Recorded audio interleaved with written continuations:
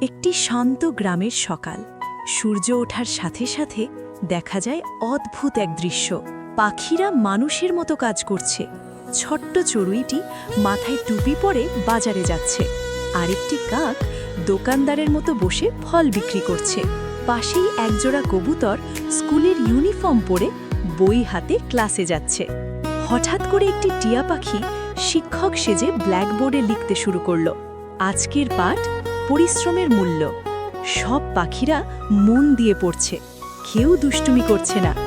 দুপুরে তারা একসাথে বসে খাচ্ছে যেন এক বড় পরিবার। কিন্তু সবচেয়ে অবাক করা মুহূর্ত আসে বিকেলে। একটি ছোট্ট পাখি তার অসুস্থ বন্ধুর জন্য ওষুধ নিয়ে আসে। সবাই মিলে তাকে সাহায্য করে।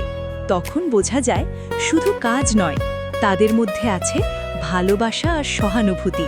শেষে ভয়েস ওভার। যদি আমরা পাখিদের মতো একে অপরকে ভালোবাসতে পারতাম, পৃথিবীটা আরও সুন্দর হতো।